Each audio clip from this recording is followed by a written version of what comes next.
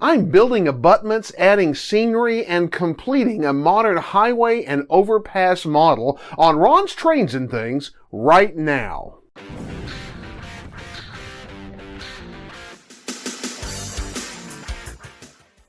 Hi, I'm Ron of Ron's Trains and Things, and if you'd like to see more model railroad tips, tools, and techniques, then be sure and subscribe down below and click the little bell icon so you can catch future videos. Some time ago, I made some videos from where I started building a modern interstate highway overpass in the Saginaw, Texas section of my layout. Well, as often can be the case, I got distracted from that model doing other things, but I'm coming back to it, and today I'm going to be completing that scene by installing the roadways, building abutments, doing some scenery, just kind of generally finishing that area up. And I really am pleased with how it has come out, and I think that you're going to enjoy it as well. Do you have some techniques that you like to use for modeling roads? Tell us about your favorite road building techniques in the comment section down below. Well, without any further ado, let's head on around to the other side of the layout and we'll take a look at how this road and bridge came together. In the previous videos in this series, I showed how I kit bashed a couple of Rick's Products bridge kits to build, paint, and weather the overpasses for this scene, as well as how I built the approach ramp and cut, painted, and weathered the roadways for the approach. I had not finished painting the road striping on the approach ramp, so I started with this step. There are many ways to simulate road striping, but personally I find that masking and painting them goes rather quickly and yields the uneven, faded paint look that is common on roadways that have not been freshly painted. I cut strips of masking tape on a sheet of glass to get nice straight edges. I eyeballed the width of the stripes to approximately 6 scale inches. When painting the stripes, I use a sparing amount of paint in almost a dry brushing technique to reduce bleed under. When the stripe is painted, I remove the masking tape immediately to help prevent paint from bleeding under it. I had already painted stripes on the bridges, so I used them as a reference for the placement and the spacing of the stripes on the approaches. The dashed stripes between the lanes are 10 feet long and spaced 30 feet apart, which is within the standards set by the Department of Transportation for interstate highways like this one.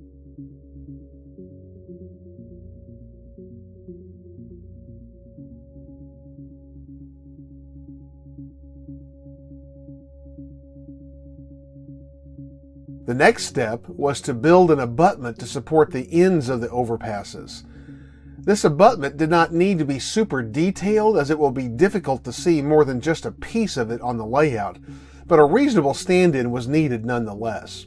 This abutment had to be built in place and mounted to the existing foam approach ramp, thus precise measurements were rather difficult to get, so there was a lot of trial and error and fitting involved in this part of the project. I started by cutting a strip of styrene to serve as the direct bridge support. I had to support this piece with some shims of wood mounted to the foam shelf that I had cut into the approach ramp previously in the building process. I test fit and adjusted these pieces and the supporting foam a few times until I got the fit just right. Since there is no support beam on the extreme edge of these bridges, I cut some shoes from scraps of styrene to support the corners of the bridge on the abutment. I glued these shoes in place and later would paint them gray to match the bridge.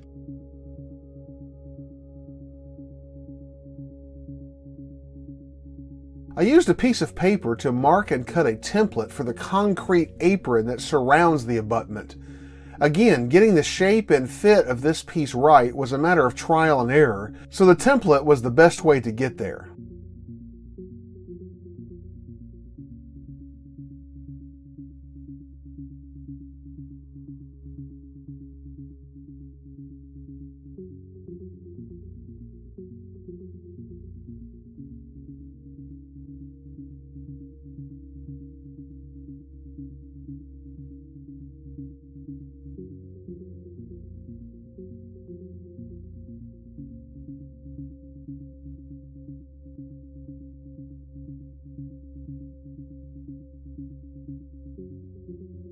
When I was satisfied with the fit of the template, I used it to trace and cut the apron from a sheet of 10,000 styrene.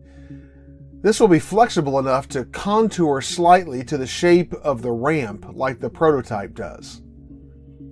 I test fit the apron and made some slight adjustments with a sanding stick.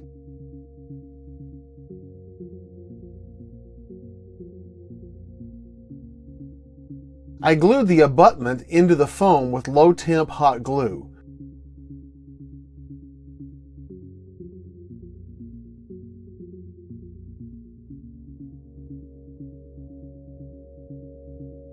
I then used the same glue to attach the apron to the ramp. I also used some solvent cement to glue the apron to the abutment itself. I repeatedly test fit the bridges in place and worked around the edges of the apron with the hot glue until all of the edges matched the contour of the hill.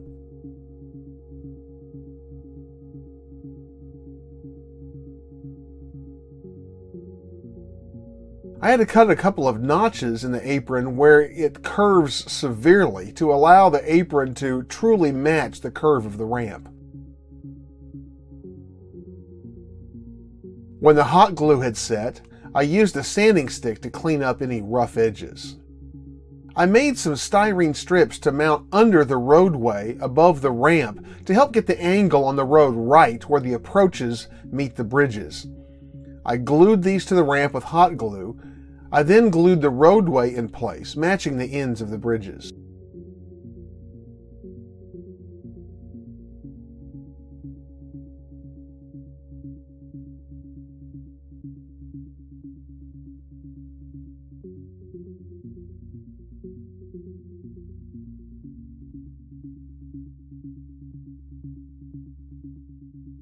I used a combination of a wire brush, a coarse sanding stick, and a dental pick to add some texture and cracks to the apron.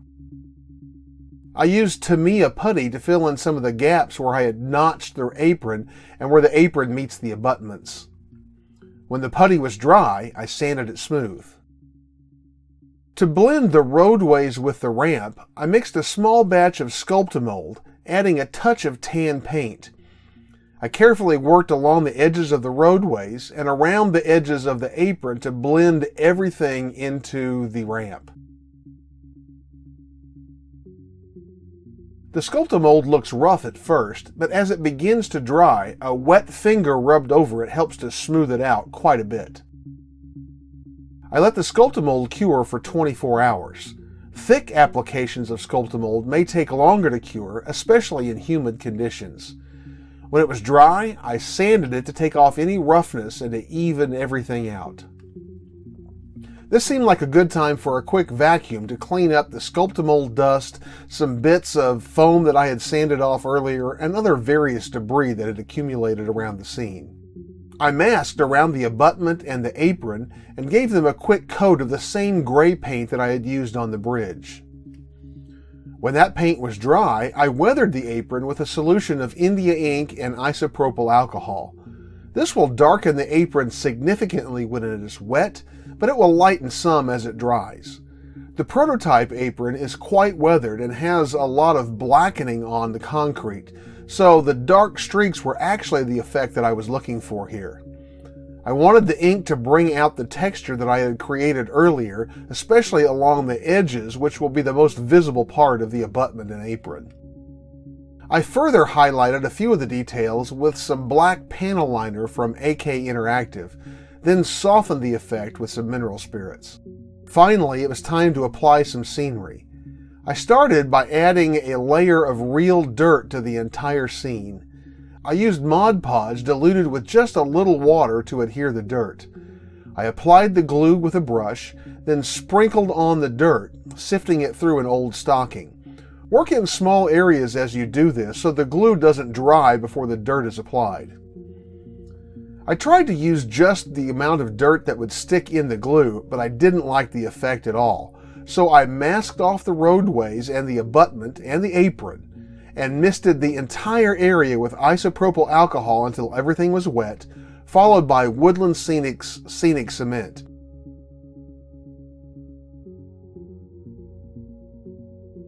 While the area was wet with the glue, I sprinkled on some Woodland Scenic's burnt grass colored fine ground foam. This will provide some color variation below the scenery that will be applied on top of it. As quickly as possible, I removed the mask from the road and the apron and used paper towels to clean up the glue that had seeped underneath the tape. I had not ballasted the track in this area previously, so now was the time. As usual, I applied my ballast in 2 layers. First, I spread some glue along the sides of the track and applied a darker color ballast, in this case a reddish brown. I then spread the gray ballast that I wanted to ballast the track with between and along the sides of the rails. For greater detail on how I ballast track, you can check out my yard ballasting video in the link in the top corner of your screen right now.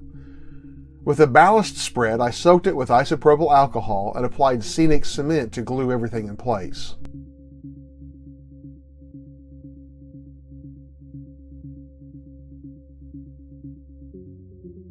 After the dirt layer was completely dry, I applied static grass. I used Silflor 2mm late summer grass mixed with a little of the same brand of 4mm autumn grass. I applied it with the same Mod Podge glue that I had used earlier. I applied the glue with a brush first to the median, then applied the static grass with this basket type applicator that I purchased from Micromark. By the way, you can save 10% on this and any regularly priced items at Micromark by using my promo code RONSTRAINS. See the description below for a link and details. When you've applied the static grass, use an old stocking in the end of your vacuum hose to reclaim any excess static grass for reuse. I continued this process on the entire scene. I allowed the scene to dry overnight. I then set the bridges back in place and added BLMA concrete K-rails to the median. In this instance, the prototype has these barriers along the median side of one side of the divided highway, so that is what I did. I glued them in place with Aleene's tacky glue. This adhesive will hold them in place, but will also allow me to remove them later if I wanted to for any reason. I worked carefully to make sure that I got them in a nice straight line. The final detail for the highway was a pair of gold medal models etched metal guardrails. I used a push pin to make a hole in the Sculpting Mold layer of the ramp, then pushed the posts of the guardrails into the foam below. I applied one guardrail to the outside of each side of the approach. Finally, it was time to repopulate the highway with cars and trucks to bring it to life. Of course, nothing brings a scene like this to life like a train running through it.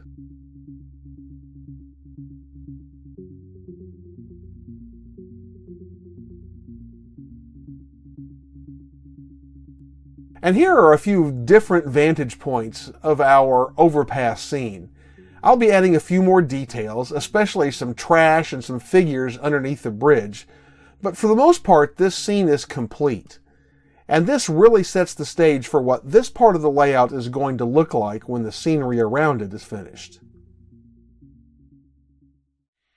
Well, I am very pleased with how this highway approach and overpass turned out, and the scenery in this little area of Saginaw, Texas on my layout has really motivated me to want to get more scenery in that area done. It looks kind of isolated by itself, and I can't wait to get some more scenery done around that. And so that'll be exciting things to look forward to, and then I'll be bringing you in future installments here on Ron's Trains and Things. I hope you've enjoyed this series about the building of this overpass. And if you have, let me know what you've liked about it most in the comment section down below. Before we go today, I want to remind you that right now we are in the midst of the voting for the People's Choice Award in the Ron's Trains and Things Down and Dirty Freight Car Weathering Contest. And I want to encourage you to go to the voting page, take a look at the finished models that the contestants have weathered, and vote for your 3 favorite. You can find that voting page at midwestmodelrr.com/DDWC2, and I'll put a link to that in the description down below. Go take a look, vote, and have a voice in the winner of the People's Choice Award. And also, I hope you'll take some time to watch the videos that the contestants made about the work that they did in their weathering. And you can find all of those videos in a playlist that I will link in the end screen at the end of this video, so be sure and check that out. Well, hey, if you enjoyed this model building video about this highway overpass, here are some more model building videos I think you're going to enjoy as well, so I hope you'll take the time to take a look at those. Also, take a look at the description down below where you'll find a promo code that's good for a 10% discount on all regularly priced items at micromark.com. You'll also find my Amazon page, my Amazon pick of the week, a link to my Patreon page, and links to where you can connect with me on social media. Well, be sure and join me again each Tuesday as I bring you more great model railroad videos, and I look forward to seeing you then.